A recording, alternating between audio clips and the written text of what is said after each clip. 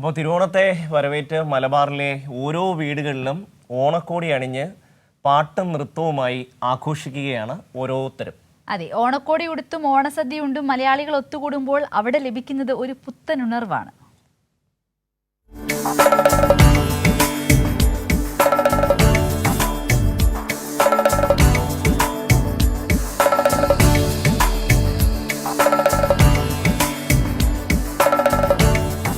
ഓണക്കോടിയും ഓണസദ്യയും പൂക്കളുമായുമെല്ലാം തിരുവോണത്തെ വരവേൽക്കുന്ന മലയാളികൾക്ക് ഇതൊരു ഒത്തുകൂടലിൻ്റെ ആഘോഷം കൂടിയാണ്. എങ്ങും സന്തോഷം, എങ്ങും സമൃദ്ധി. മലബാറിലെ ഓണാഘോഷത്തിൻ്റെ ചന്തം വേറെയാണ്.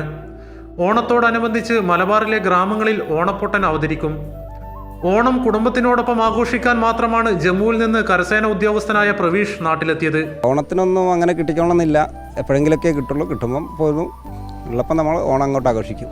മുതിർന്നവർക്ക് കുട്ടിക്കാലത്തെ ഓർമ്മകൾ അയവറക്കുവാനുള്ള സുദിനം കൂടിയാണ് തിരുവോണം. മറ്റുള്ളവരെ പറമ്പ് കയറി കുറച്ച് അടിച്ചു മാറ്റി, പൂവൊക്കെ അടിച്ചു മാറ്റി, അതൊക്കെ നല്ലൊരു മെമ്മറി ആയിട്ടാണ് നിൽക്കുന്നുണ്ട്. ഇപ്പോഴത്തെ കുട്ടികൾക്ക് അതൊന്നുമില്ല, എല്ലാം വാങ്ങിച്ച് പൂക്കളം ഒരുക്കുന്നതാണല്ലോ. മറ്റേത് ആ ഒരു അത്തം തുടങ്ങാൻ വേണ്ടി വെയിറ്റ് ചെയ്യും പോലായിരുന്നു കുട്ടിക്കാലത്തൊക്കെ. പിന്നെ ഓണത്തിൻ്റെ അന്ന് ഓണക്കോടി, അതൊക്കെ ഒരു ഓർമ്മയാണ്. ഓണത്തിന് എല്ലാവരും കൂടി കാണുമ്പോൾ ഒരു എല്ലാവരും ഉണ്ടാവുമല്ലോ വീട്ടിൽ. മറ്റേത് ജോലിക്ക് പോകുമ്പോൾ ആരും അങ്ങനെ നമ്മൾ തമ്മിൽ കാണുന്നില്ലല്ലോ. ഓണത്തിനാകുമ്പോൾ എല്ലാവരും ലീവിലായിട്ട് വീട്ടിലുണ്ടാവും. ഓരോ കഥയും കാര്യങ്ങളും ഒക്കെ പറഞ്ഞ് ഫുഡ് വരെ നമ്മൾ ഒപ്പര കഴിക്കുന്ന സമയത്ത് അതുകൊണ്ട് ഭയങ്കര സന്തോഷമാണ്.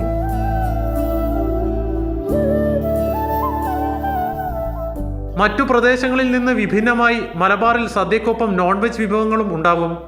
എന്നാൽ അപൂർവം ചില വീടുകളിൽ തിരുവോണനാളിൽ നോൺ വെജ് ഉപയോഗിക്കില്ല. എന്തൊക്കെ വിഭവങ്ങളാണ് ഇന്ന്?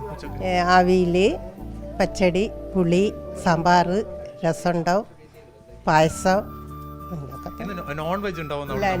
നോൺ ഞങ്ങൾ ഉപയോഗിക്കാറില്ല. ഇന്നത്തെ ദിവസം വെജ് മാത്രമാണ്.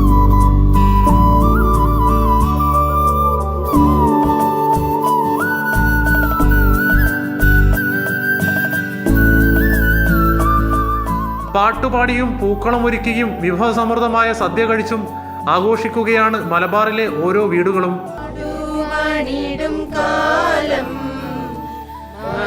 മനുഷ്യരെല്ലാരും ഒന്നുപോലെ ആമോദത്തോടെ വസിക്കും കാലം, ആപത്തങ്ങാർക്കുമുട്ടില്ല താനും, കള്ളവുമില്ല ചതിയുമില്ല, എള്ളോളമില്ല പൊളിവചനം. മലബാറിലും ഓണാഘോഷം തകൃതിയായി നടക്കുകയാണ്. എല്ലാ മലയാളികൾക്കും തിരുവോണ ദിന ആശംസകൾ. ക്യാമറമാൻ ഹബീബ് കൊടുമണ്ടോടൊപ്പം ചേതൻ സാജൻ, കൈരളി ന്യൂസ്, കോഴിക്കോട്.